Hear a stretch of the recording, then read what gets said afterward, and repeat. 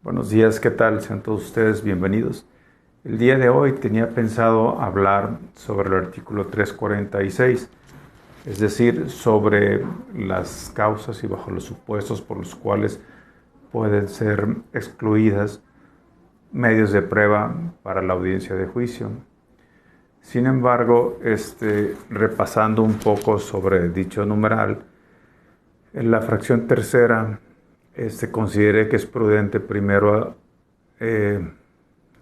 recordar un poco lo que es la nulidad, según el artículo 97, 98, 101 y demás correlativos de este código. ¿Por qué? Porque el tercer supuesto, la tercera fracción que nos habla para la audiencia intermedia de exclusión, nos dice que se excluyen medios de prueba por haber sido declarados nulos.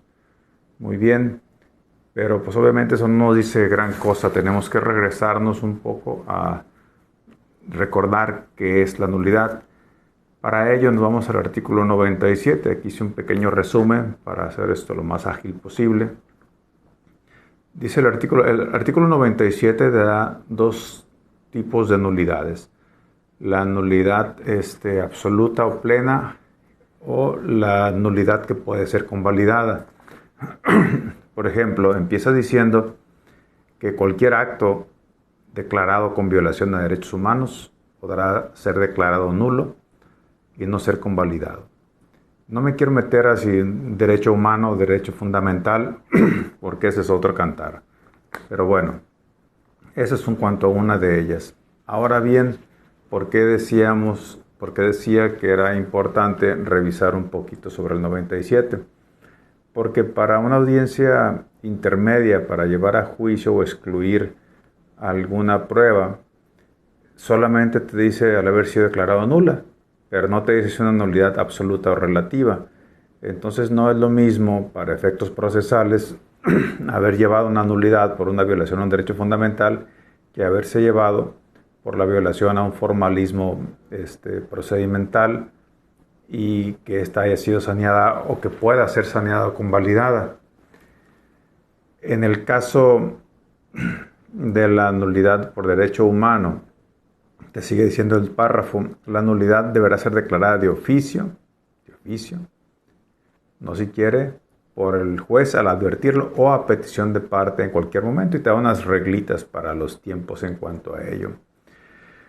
Pero el segundo supuesto que te da el artículo 97 te dice, los actos llevados a cabo en contravención a las formalidades de este código podrán ser declaradas nulas.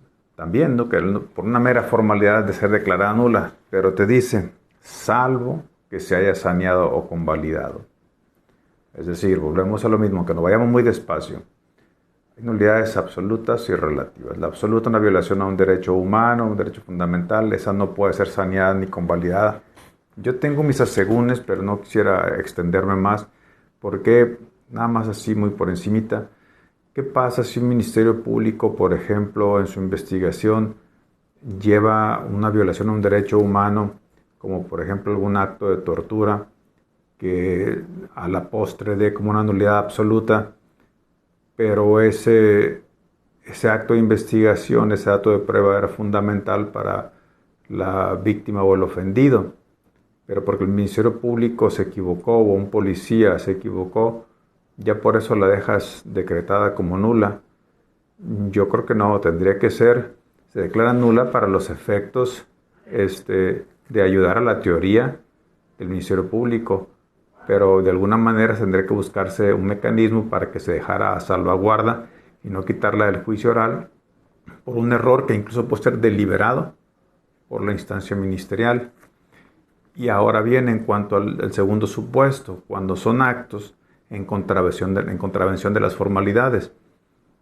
formalidades serán suficientes como para decretar como nula una prueba de conformidad con el 346 fracción tercera. Yo creo que no, porque tienes que buscar el fondo sobre la forma, pues. Incluso el artículo 99 de la misma Codificación Nacional te dice las formas de que pueden ser saneadas o convalidadas con los artículos posteriores.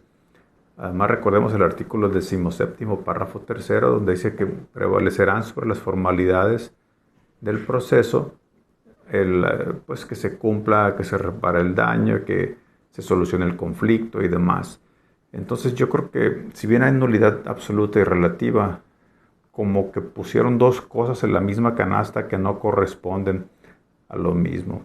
Pero como no te hace distingos en la fracción tercera, el 346, yo creo que vale la pena hacer una pausa y revisar esto a detalle.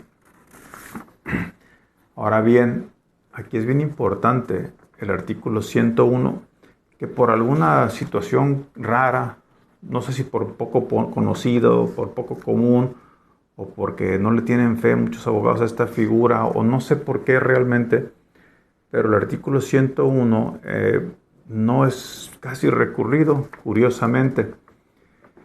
El artículo 101, también es el resumen aquí, se habla sobre la declaración de la nulidad y empieza diciendo: cuando no se hayan podido sanear o convalidar algunos actos, en cualquier momento, y en cualquier momento es cualquier parte del procedimiento, ¿no?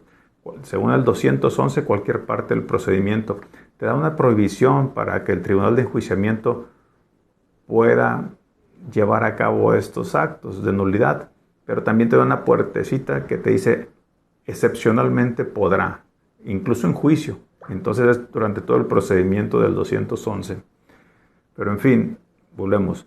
Cuando no se han podido sanear o convalidar unos actos, en cualquier momento el juez, ahora sí, aquí no es de oficio, es a petición de parte, de manera fundada y motivada, deberá decretar su nulidad, señalando los alcances y consecuencias de esa nulidad. Es decir, el juez no solamente puede decir: ok, por haber sido violatorio a una parte del procedimiento, se declara nulo. Sí, juez, nulo, pero ¿para efectos de qué? ¿Qué alcances y qué consecuencias tiene tu nulidad o la nulidad que estás dictando? Y aquí es donde colige y manifiesta: para decretar la nulidad de un acto y disponer su reposición, no basta la simple infracción a la norma. Es decir, aunque el juez se haya percatado de que hubo efectos, hubo razones, motivos, fundamentó, motivó y argumentó la nulidad, no basta con que haya percatándose de eso para decretar la nula, sino que le pone un agregado aparte que dice: y que por lo tanto haya, fracción primera, se haya ocasionado una infracción real a las partes, una afectación, perdón. Es decir, se decretó la nulidad relativa o absoluta, pero no afectó a nadie, a ninguna de las partes, no afectó el proceso, no afectó nada y el proceso siguió bien, nadie reclamó. Bueno, pues entonces, sin problema que se haya dado esa nulidad, el proceso continúa porque no fue afectado. Fracción primera, es requisito sine qua non que se haya afectado real y probada alguna de las partes. Y segunda, que la reposición resulte esencial para garantizar el cumplimiento de sus derechos e intereses. Aquí esta figura yo creo que debería usarse más y es muy pero muy poco usada, la reposición del procedimiento. Generalmente estamos acostumbrados a la reposición de los procedimientos en una apelación, en un amparo, pero también pueden pedirle al juez de primera instancia, al juez de control, que ordene la reposición del procedimiento. ¿Para qué esperar? Si ya sabes que está mal, ¿para qué esperar a que llegue y te lo ordene la sala superior o te lo ordene un juzgado de distrito? Tú puedes entrar directamente a decretar esa nulidad y fijar los alcances para ellos. Es importante nada más recordar que solo puede promover la nulidad y la reposición la parte que fue afectada. Cualquier duda, me reitero como siempre a sus órdenes y la mejor opinión es la suya siempre. Tengan muy buenos días.